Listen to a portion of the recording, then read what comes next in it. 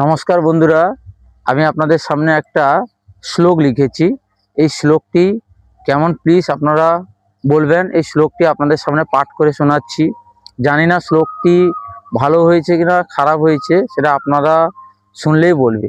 মূলত এই শ্লোকটি আমি বানিয়েছি একটি উদ্দেশ্যটা হলো যারা অনুষ্ঠান পরিচালনা করে, যারা সাংস্কৃতিক অনুষ্ঠান বলো, যে কোনো একটা অনুষ্ঠান, বিচিত্র অনুষ্ঠানে যারা ঘোষক বলে, যারা সাংস্কৃতিক পরিচালনা করে, তাদের আমি দেখেছি অনেক জায়গায়, যে কোনো জায়গায় সবাইকে সম্বর্ধনা দেওয়া হয়, কিন্তু যে পিতামাতার দ্বারা যেসব ছেলেরা অংশগ্রহণ করছে, তাদের তো প্রত্যেকের পিতামাতা আছে, কিন্তু সেই পিতামাতাকে সম্মান দেওয়া হয় না, সম্মান দিয়ে অনুষ্ঠান শুরু করা হয় না।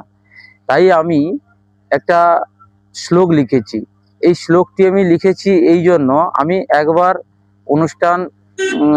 সাংস্কৃতিক অনুষ্ঠান পরিচালনা করেছিলাম।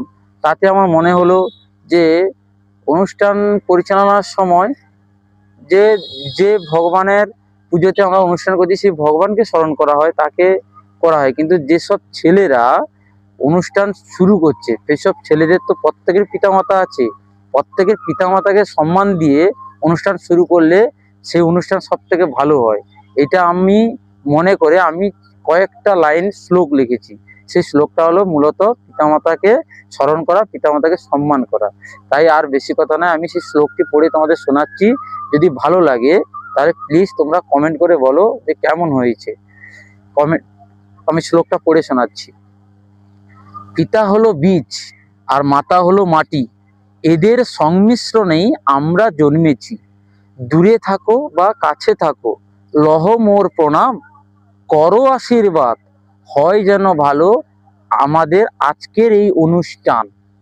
জন্মের পর ভগবানকে চোখে দেখিনি কোনো দিন, পিতামাতা যে ভগবানের আরেক রূপ, সেটা আমরা মানি চিরদিন। তাই তো বলি, পিতা স্বর্গ পিতা ধর্ম, পিতা হি পরমং তপ, পিতরি প্রীতিমা প্রণ্যে, প্রিয়ন্তে সর্বদেবতা।